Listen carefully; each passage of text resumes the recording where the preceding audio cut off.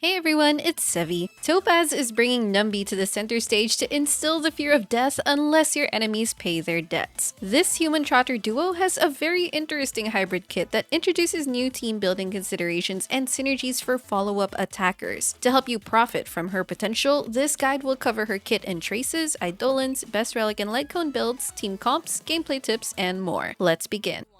Balancing the books is a moral imperative. Default and pay double.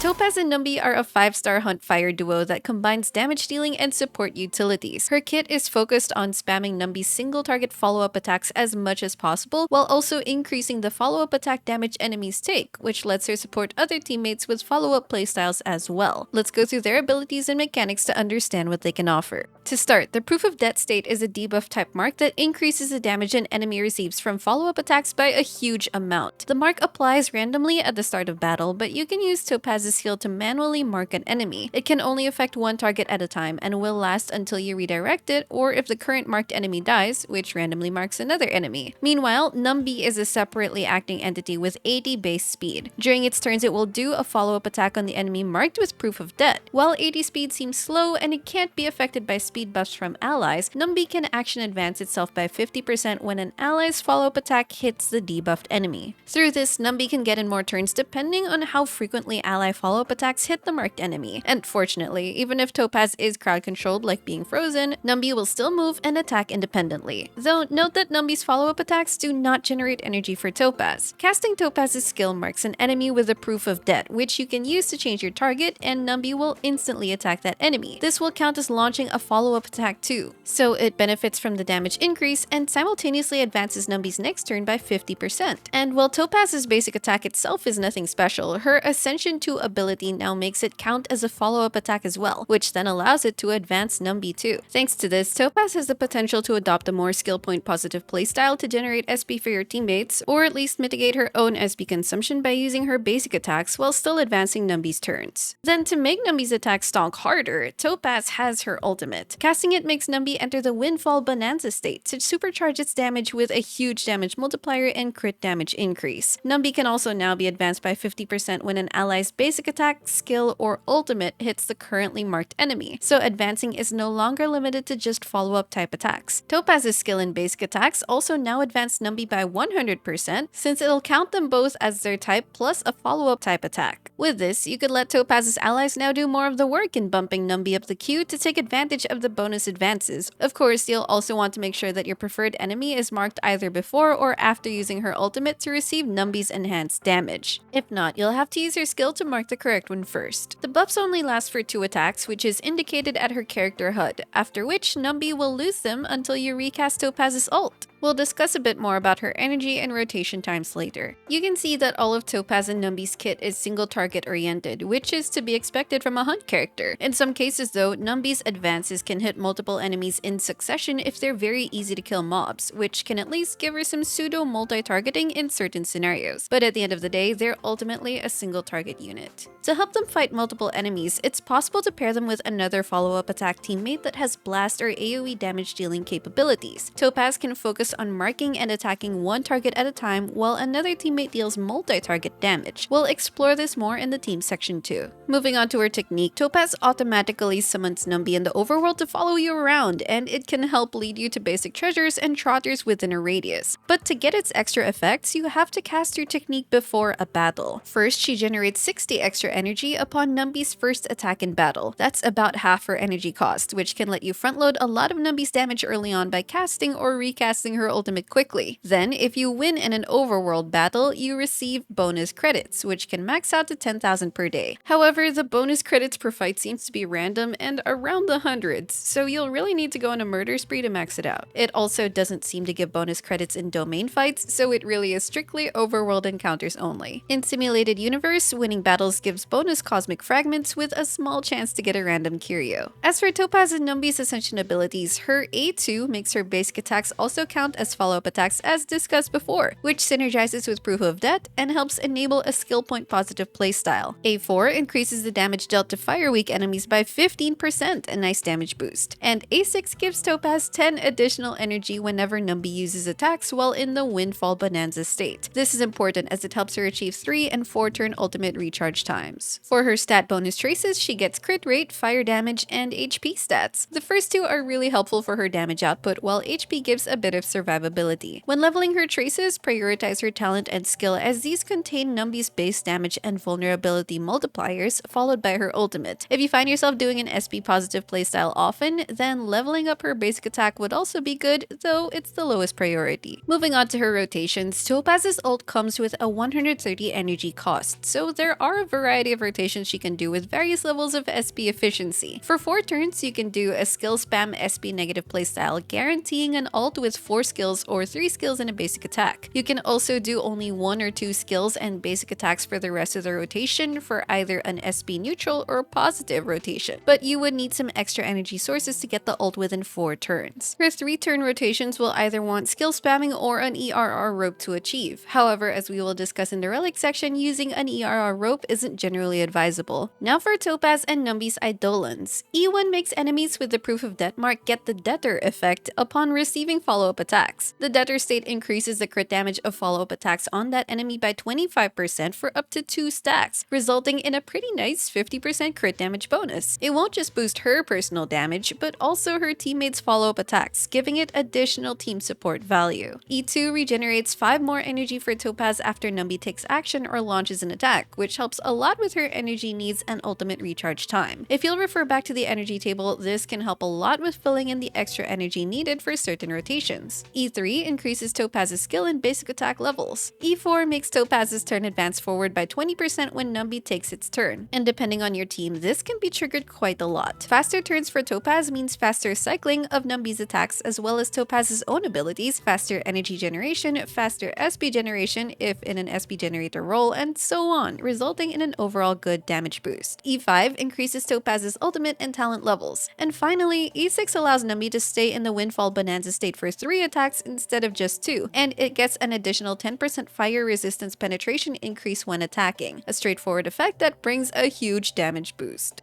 Now that we've covered Topaz and Numby's kit essentials, let's move on to building her relics, starting with stats. For her body piece, use either crit rate or crit damage that will give you a good balanced crit ratio. Don't forget to account for her crit rate stat traces and any external crit sources. For her feet piece, speed and attack both have their viable use cases. Speed is generally more recommended for Topaz to have faster turn cycling, which also helps with Numby's turn frequency since she can advance him more often. And with a max level 25 speed boots plus Topaz's high base speed of 110, that already hits the 134 speed breakpoint. But attack boots, especially when combined with external speed buffs and or really good speed substats, can still be a good alternative. For the sphere, fire damage boost is generally recommended, but attack is still a fine alternative, especially if you're already stacking a lot of damage bonus sources to balance it out. And for the link rope, attack percent for boosting raw damage is the best default option. ERR can situationally help get her ult a turn earlier, but it's not as needed when you can rely on other energy sources, and the trade-off for losing damage per action is generally not worth it. For substats, you want crit, attack, and speed, if you still want to reach higher breakpoints. Break effect isn't all that bad to give her break damage a bit more kick, especially since Numby can quickly shred through an enemy's toughness bar with consecutive attacks, but it's the least important offensive stat. Some effect resistance is also welcome to give her a bit more protection against debuffs. Now for Topaz's relic sets, my most recommended route is to go for a 2-piece combo of fire damage and attack. This is generally more efficient to farm and allows for a lot of flexibility in choosing pieces with the right main stats and best substats. Since Topaz already hits 134 speed with a max level speed boots, a 2-piece speed set isn't as necessary, but can help you reach higher breakpoints or have some padding versus CC debuffs. And for newer players, if you manage to get a good 4-piece musketeer set from random rewards, then that could also be a good temporary option until you start farming for better pieces and stats. Don't spend your Trailblaze power chasing a 4-piece Firesmith Alchemist set. The damage potential can actually be lower than the 2-piece combo since its 4-piece effect only buffs skill damage and the next fire attack after the wearer uses their ultimate, which only periodically triggers, whereas just getting a 2-piece attack set instead will permanently buff all of her attacks. There's currently no set tailor-made for follow-up attack units, but hopefully if we do get it, then it should likely be Topaz and Numby's new best set. Whether or not it's by a huge margin to warrant refarming for her is something we'll have to wait and see. As for Planar Ornaments, the Inert Salsoto is her general best set as it gives 8% crit rate and a 15% damage bonus to follow-up attacks, which comprises all of her kit. The 50% crit rate requirement to unlock this bonus is also fairly easy to achieve. The downside is that it shares a world with a Bellabog defense set, which has very limited use, so farming the Inert set isn't as efficient. On the other hand, another efficient farming domain is World 3 with a Space Sealing Station and Fleet of the Ageless, good generalist sets for many DPS and support units. Space Sealing Station gives attack bonuses, and hitting the 120 speed requirement will be very easy thanks to Topaz's high base speed. Even Fleet of the Ageless is fine, as that can instead give an attack buff to the unit she's supporting. As one more option, you might have gotten a good Rutilant Arena set from farming its world, which is very efficient to farm for many supports. If so, it's still very viable since, at the very least, you still get 8% crit rate, and the skill and basic damage bonuses will still buff a portion of her overall damage output, assuming you can hit its 70%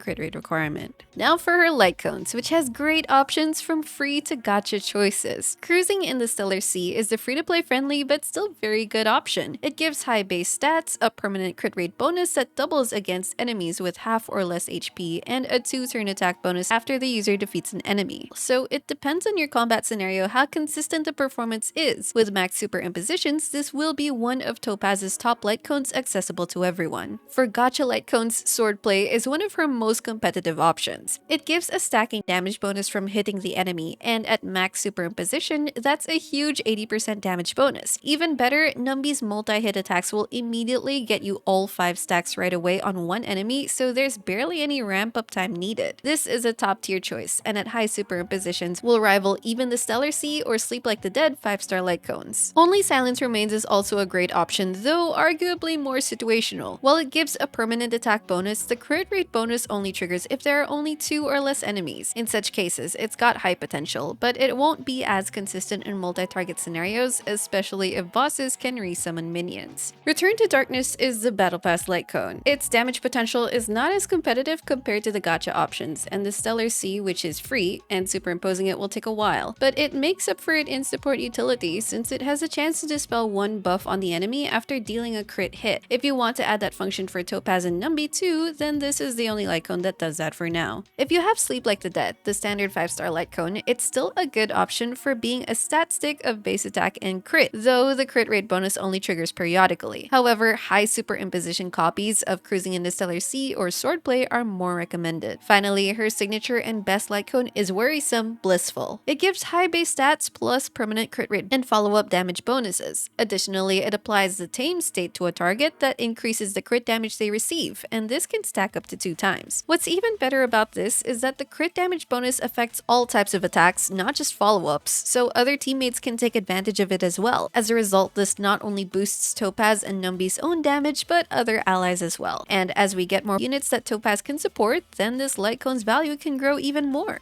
Moving on, when it comes to team synergies, Topaz and Numby are clearly suited to be comped with another follow-up attack unit so they can help boost each other's potential. And remember that even if they're supporting another unit, they can still contribute pretty good single target damage at the very least thanks to Numby spamming its attacks. With Clara, they have extremely good synergy together and is a combo that I've really enjoyed playing. Clara's kit revolves around her counters as her biggest damage source, requiring either herself to get hit or allies depending if her ult is active. She buffs her own aggro or can make good use of other aggro increasing effects like links, which means enemies will be targeting her a lot. Because of her frequent follow-ups, Clara will also advance Numby often. She complements Topaz's single target abilities as she can counter multiple enemies and also deal AoE damage, and even the adjacent damage from when Clara's ultimate buff is active will trigger Numby's advanced mechanic. This Farog Numby duo really plays off one another very well, which is a nice treat for Clara owners. Himiko is another great pairing. She does follow-up attacks by breaking your enemies, so you'll have to use a team that can effectively capitalize on frequent breaks. If you do that, Himiko can pop off her AoE follow-ups often, and Topaz marks the enemy you want to dish out the most damage to. If you're also up against fire-weak enemies, Numby has pretty good single-target breaking capabilities, which complements Himiko's requirement to break enemies, so this is a pretty good combo against fire weakness. Another prominent follow-up unit is Jingyuan in the form of Lightning Lord. Lightning Lord doesn't attack as often as Clara will in ideal scenarios, so Numby doesn't get advanced as much, but Topaz still nicely boosts Lightning Lord's damage against a single target. This was the most apparent against enemy mobs, as Topaz's single target mark can help supplement Lightning Lord's random AoE targeting. Topaz can also function as a skill point generator for Jingyuan. However, Jingyuan hypercarry teams already have solid synergies in themselves, so just be mindful what utilities you're trading versus Topaz and Numby. It's also important to remember that Jingyuan's skill and ultimate still compose a good amount of his damage output. With Topaz's kit itself, she will only buff Lightning Lord's damage, but at least she can compensate for that by providing pretty good single target damage herself. There are more units with follow-up attacks in their kits, though their synergies will vary. Keep in mind that for some units, follow-up attacks are not necessarily the most significant part of their kit's damage output, and trigger conditions might also mean they can't be triggered as frequently or reliably. For example, Yanqing can do follow-up attacks, but they are subject to RNG, just a very small part of his damage output, and mainly used for freezing, so it's not going to be an ideal situation for Topaz to synergize with. Still, you can definitely explore and see what situations you can maximize Topaz and Numby's potential with follow-up units. There's a lot of variations, and I've yet to try that many team combinations for myself, so there can be more fun or strong templates to discover now that she's released. Anyway, when it comes to supporting your dual carry team, understanding what your available supports can do will help you know if they're a good fit. Since there are so many combinations and synergies, I highly encourage you to check out my individual guides on the units you have to help you get a more in-depth understanding, select what's suited to your team, learn how to speed tune if necessary, and so on. As an example, when I was testing Topaz and Clara, I really liked using Tingyun and Lynx as the supports. Tingyun gives damage buffs that won't expire too fast on Clara since she's on a slow build, and her follow-up attacks can take advantage of Tingyun's buffs for a long time. Tingyun also provides energy, which helps ensure that Clara's ultimate can be refreshed more often for damage. Despite Tingyun being a single target buffer, I wanted to go all in with Clara as a huge source of damage, and it didn't disappoint. Meanwhile, Lynx boosts the aggro of destruction units, which is perfect for Clara who wants to get hit to counter enemies, and more counters means more Numby advances. Another is Asta, who can also be a good fit for a dual DPS scenario since her buffs are party-wide. For example, she, Himiko, and Topaz can make a fire-focused team where Asta's A4 fire damage boost and even potentially Planetary Rendezvous' bonus can be put to good use. Yukong and Bronya can also have very strong uses, but be mindful if their speed tuning and buff mechanics are good for your team in mind. There's also Naility units like Silverwolf, Pela, and Welt who have their own situational advantages. As for sustain units, any of them will generally do the job with varying levels of effectiveness. Of course, our limited units Luocha and Fushuan are very comfortable picks packed with utilities, and some have situational advantages like Lynx and her aggro buff. As a special mention, March is the only defensive unit with follow-up attacks requiring shielded allies to get hit by enemies. That opens up interesting potential synergies to explore, but its mechanics can be tricky to fully optimize properly. Aside from dual carry comps, you can also play Topaz in the typical hyper carry comp, where the 3 remaining slots are composed of Nihility and or Harmony units with a survival support. And this is especially if you don't have another follow-up DPS yet that can synergize well with Topaz, so no choice but to make her the carry. It won't break records set by our recent powerhouses like Imbibitor or Jingliu, and her single target nature might present a challenge against some AoE scenarios, but from my experience it was still surprisingly good, especially when you're against fire weak enemies. Numby's attacks are effective at breaking them one by one. With all this, it's important to remember that Topaz and Numby are like an investment right now for the future follow-up attackers. There are some units already available that work from fairly well to crazy good with her, and there should be units down the line who will have follow-up centric mechanics and may want Topaz and Numby as an essential support, or who can also raise Topaz and Numby's potential even more. Lastly, let me offer some observations regarding her auto battle behavior. Like a lot of DPSs, the game prioritizes using Topaz's skill if there are skill points available, which reduces her SP positive potential even in teams where she might be paired with an actual skill-hungry DPS like Jingyuan. From my experience, auto battle Topaz rarely uses basic attacks, and when she does, there were even some instances where it wasn't towards the marked enemy, which was unfortunate considering her major mechanic is that proof of that mark. Additionally, when she does use her skill and marks enemies, she might not even then mark the actual boss enemy. In this battle, she was continuously marking the side minions, and it just seemed like a coincidence that she eventually marked the main boss. I also noticed that it's possible for your supports to prioritize buffing her instead of who's actually intended to be your team's main DPS, like in this case, Tingyan chose to use her ult and skill buffs on Topaz instead of Clara. Overall, her programming doesn't seem much different from most DPSs, but if you want her to also play a supportive SP generator role in certain dual carry comps, auto battle is going to be significantly less helpful in those cases. And that's it for this Topaz and Numby guide. They make a very interesting unit that can help elevate follow-up attack focused teams. It's great that we already have some current units that synergize really well with Topaz, but of course it'll be interesting to see how future units can make this debt collecting duo's value appreciate over time. But what do you think of Topaz and Numby? Let me know down in the comments. If this video helped you out, don't forget to leave a like, consider subscribing to my channel if you haven't already, and I will see you all soon. Take care!